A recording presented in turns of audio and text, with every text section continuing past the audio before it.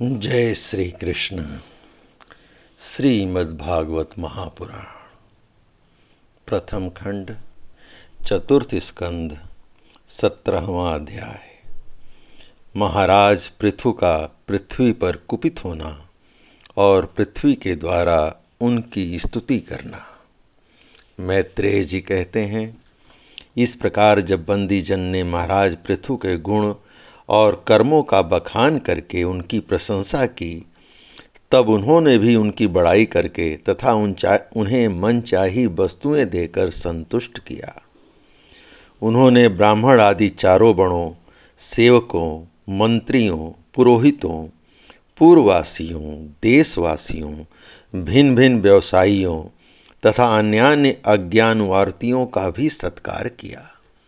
विदुर जी ने पूछा, ब्रह्मन, पृथ्वी तो अनेक रूप धारण कर सकती है, उसने गौ का रूप ही क्यों धारण किया?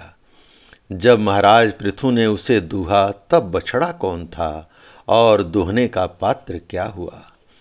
पृथ्वी देवी तो पहले स्वभाव से ही ऊंची नीची थीं, इसे उन्होंने समतल किस प्रकार किया और इंद्र उनके यज्ञ संबंधी घोड़े को क्यों हर ले गए? ब्रह्मज्ञानियों में श्रेष्ठ भगवान सनत कुमार जी से ज्ञान और विज्ञान प्राप्त करके वे राजर्षि किस गति को प्राप्त हुए? पृथु रूप से सर्वेश्वर भगवान श्री कृष्ण ने ही अवतार ग्रहण किया था, अतः पूर्ण कीर्ति श्री हरि के उस पृथु अवतार से संबंध रखने वाले जो और भी पवित्र चरित्र हों, वे सभी आप मुझसे कहिए। मैं आपका और श्री कृष्ण चंद्र का बड़ा अनुरक्त भक्त हूँ।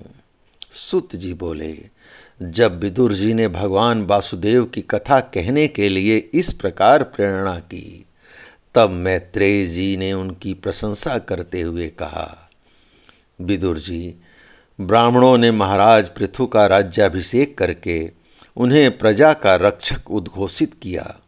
इन दिनों पृथ्वी अन्नहीन हो गई थी, इसलिए भूख के कारण प्रजाजनों के शरीर सूख कर कांटे हो गए थे। उन्होंने अपने स्वामी पृथु के पास आकर कहा, राजन, जिस प्रकार कोटर में सुलगती हुई आग से पेड़ जल जाता है, उसी प्रकार हम पेट की भीषण ज्वाला से जले जा रहे हैं। आप शरणागतों की रक्षा करने वाले हैं और हमारे अन्नदाता प्रभु बनाए गए हैं, इसलिए हम आपकी शरण में आए हैं। आप समस्त लोकों की रक्षा करने वाले हैं, आप ही हमारी जीविका के भी स्वामी हैं। अतः राज राजेश्वर, आप हम क्षुधा पीड़ितों को शीघ्र ही अन्न देने का प्रबंध कीजिए। ऐसा न हो कि अन्न मिलने से पहले ही हमारा अंत हो जाए। मैत्रेय जी कहते हैं, कुरुवर, प्रजा का करुण क्रंदन सुनकर महाराज पृथु बहुत देर तक विचार करते रहे। अंत में उन्हें अन्न अभाव का कारण मालूम हो गया। पृथ्वी ने स्वयं ही अन्न एवं औषध आदि को अपने भीतर छिपा लिया है। अपनी बुद्धि से इस बात का निश्चय करके उन्होंने अपना धनुष उठाया और त्रिपुर विनाशक भगवान शंकर के समान अत्यंत क्रोधित होकर पृथ्वी को लक्ष्य बनाकर बाण चढ़ाया। उन्हें शस्त्र उठाए देख पृथ्वी कांप उठी और जिस प्रकार व्याघ्र के पीछा करने पर हरिणी भागती है, उसी प्रकार वह डर कर गौ का रूप धारण करके भागने लगी। यह देखकर महाराज पृथु की आंखें क्रोध से लाल हो गईं। वे जहां जहां पृथ्वी गईं, वहां वहां धनुष पर बाण चढ़ाए उसके पीछे लगे रहे। दिशा विदिशा, स्वर्ग, पृथ्वी और अंतरिक्ष में जहां जहां भी वह दौड़कर जाती, वहीं उसे महाराज पृथु हथियार उठाए अपने पीछे आते दिखाई देते। जिस प्रकार मनुष्य की मृत्यु से कोई उसे नहीं बचा सकता, उसी प्रकार उसे त्रिलोकी में बेन पुत्र पृथु से बचाने वाला कोई भी न मिला।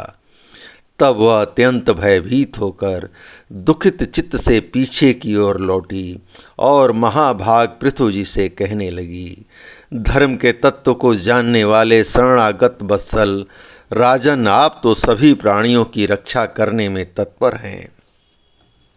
आप मेरी भी रक्षा कीजिए। मैं अत्यंत दीन और निरपराध हूँ। आप मुझे क्यों मारना चाहते हैं?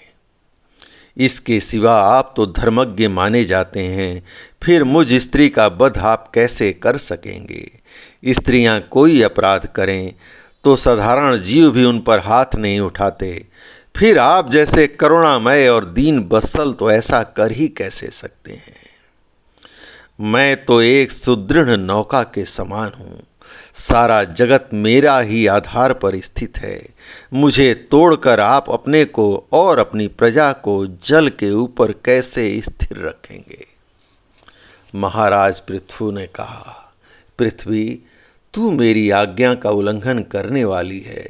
तू यज्ञ में देवता रूप से भाग तो लेती है, किंतु उसके बदले में हमें अन्न नहीं देती, इसलिए आज मैं तुझे मार डालूंगा। तू जो प्रतिदिन हरी हरी घास खा जाती है और अपने थन का दूध नहीं देती, ऐसी दुष्टता करने पर तुझे दंड देना अनुचित नहीं कहा जा सकता। तू ना समझ है, तूने पूर्व काल में ब्रह्मा जी के उत्पन्न किए हुए अन्न आदि के बीजों को अपने में ही लीन कर लिया है और अब मेरी भी परवाह न करके उन्हें अपने गर्भ से निकालती नहीं।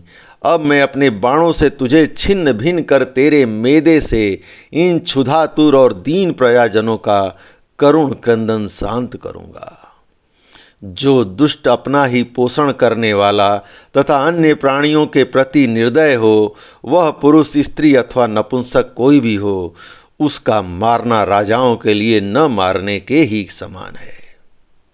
तू बड़ी गर्वीली और मदोन्मत्ता है। इस समय माया से ही यह गौ का रूप धारण बनाए हुए है। मैं बाणों से तेरे टुकड़े टुकड़े करके अपने योग बल से प्रजा को धारण करूंगा। इस समय महाराज पृथु काल की भांति क्रोधमयी मूर्ति धारण किए हुए थे। उनके ये शब्द सुनकर धरती कांपने लगी और उसने अत्यंत विनीत भाव से हाथ जोड़कर कहा, आप साक्षात परम पुरुष हैं तथा अपनी माया से अनेक प्रकार के शरीर धारण कर गुणमय जान पड़ते हैं। वास्तव में आत्मानुभव के द्वारा आप अधिभूत, अध्यात्म और अधिदैव संबंधी अभिमान और उससे उत्पन्न हुए राग द्वेषादि से सर्वथा रहित हैं। मैं आपको बार बार नमस्कार करती हूँ। आप संपूर्ण जगत के विधाता हैं। आपने ही यह त्रिगुणात्मक सृष्टि रची है और मुझे समस्त जीवों का आश्रय बनाया है। आप सर्वथा स्वतंत्र हैं। प्रभो, जब आप ही अस्त्र शस्त्र लेकर मुझे मारने को तैयार हो गए, तब मैं और किसकी शरण में जाऊं? कल्प के आरंभ में आपने अपने आश्रित रहने वाली अनिर्वचनीय माया से ही इस चराचर जगत की रचना की थी और उस माया के ही द्वारा आप इसका पालन करने के लिए तैयार हुए हैं। आप धर्मपरायण हैं, फिर भी मुझ गो रूप धारणी को किस प्रकार मारना चाहते हैं? आप एक होकर भी माया बस अनेक रूप जान पड़ते हैं तथा आपने स्वयं ब्रह्मा को रचकर उनसे विश्व की रचना कराई है। आप साक्षात सर्वेश्वर हैं। आपकी लीलाओं को अजितेंद्रीय लोग कैसे जान सकते हैं?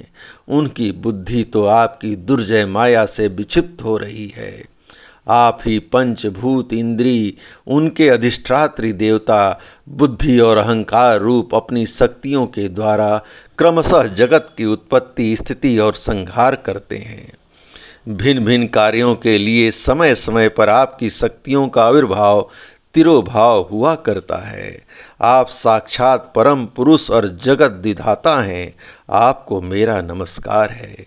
हे अजन्मा प्रभो, आप ही अपने रचे हुए भूत, इंद्रिय और अंतःकरण रूप जगत की स्थिति के लिए आदि बराह रूप होकर मुझे रसातल से जल के बाहर लाए थे।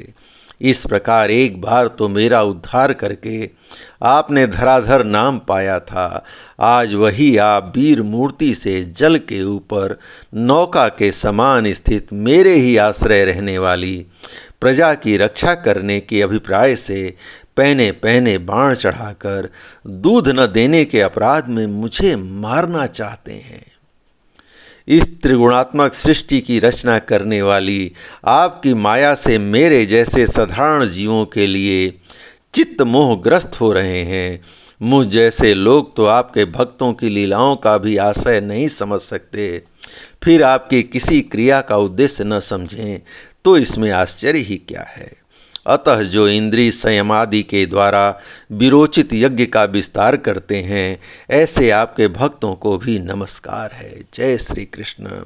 इस प्रकार भगवान श्री कृष्ण की कृपा से श्रीमद् भागवत महापुराण प्रथम खंड चतुर्थ स्कंद 17वां अध्याय संपूर्ण हुआ। जय श्री कृष्ण।